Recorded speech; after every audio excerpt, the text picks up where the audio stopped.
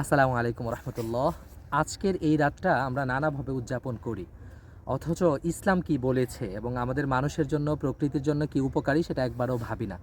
আমার এখনও মনে আছে যে গত বছর এই রাতে আমি এমবিএ টাইমসের লাইভে ছিলাম ঠিক 12টায় ঢাকার বসুন্ধরা এলাকা থেকে, এবং সে এলাকার যে অবস্থা আপনাদেরকে দেখিয়েছিলাম বা এখন আমার মনে পড়ে সেটা আসলে খুবই ভয়াবহ। এবং এমনও হয়েছে যে একটা বিমান, আপনারা জানেন যে উত্তরা সেই এলাকাটার কাছে কিন্তু এয়ারপোর্ট, এবং সেদিক দিয়ে যখন নামছিল তার খুব খুব কাছে আমরা ফানুস উঠতে দেখেছি, আমরা প্রচণ্ড রকম আতশবাজি দেখেছি, এবং ওই মুহূর্তে বিমানটা নামছিল, যেটা আসলে খুবই ভয়াবহ একটা দুর্ঘটনা ঘটাতে পারতো। এর বাইরে আমরা পুরো বিশ্বেই দেখি যে অনেক পশু, অনেক পাখি বিশেষ করে, যাদের মৃত লাশ পরের দিন পাওয়া যায়। এটা খুবই ভয়াবহ একটা বিষয়।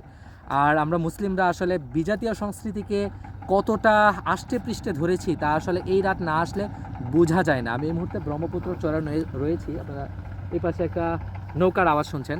তো এই জায়গাতে এসে এই রাতে আসলে আমার যে অনুভূতি, যে রাতটা আল্লাহ তাআলার কত বড় নেয়ামত, আকাশে চাঁদ রয়েছে, তারপরে তারকা রয়েছে, এই রাতটাকে আমরা ভিন্নভাবে আসলে উদযাপন করতে পারতাম। কারণ এই রাতগুলো, প্রত্যেকটা রাত, প্রতিটা দিন, প্রতিটা বছর আমাদের থেকে চলে যাচ্ছে, এগুলো আল্লাহ তাআলার বিশেষ নেয়ামত।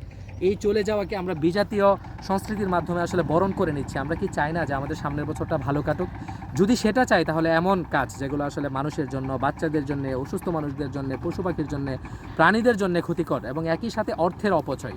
আমরা তো এই আয়াতটা সবাই জানি যে যারা আসলে অপচয় করে তারা শয়তানের ভাই, ইন্নাল মুবাদ্দিরিনা কানু ইখওয়ানাশ শায়াতিন। শুধু এই আয়াতটার দিকে বিবেচনা করলেও তো এই কাজটা করা যাবে না। একই সাথে রাসূল তো বারবারই বলেছেন যে বিজাতীয় সংস্কৃতির সাথে সাদৃশ্যপূর্ণ কোনো কাজ আসলে আমরা যেন না করি। আল্লাহ আমাদেরকে বুঝার তৌফিক দান করুক, এবং আজকের এই রাতটা আমরা ইবাদতে হতে পারে অথবা স্বাভাবিকভাবে আল্লাহ তাআলার কাছে মুনাজাতের মাধ্যমে, যে আল্লাহ আমাদের একটা বছর চলে গিয়েছে, আরেকটা বছর আসছে, এবং এই সামনের বছরের জন্য ভালো একটা পরিকল্পনা তুমি সাজিয়ে দাও এবং আমাদের জীবনটাকে সুন্দর করে দাও, সেভাবে উদযাপন করা দরকার।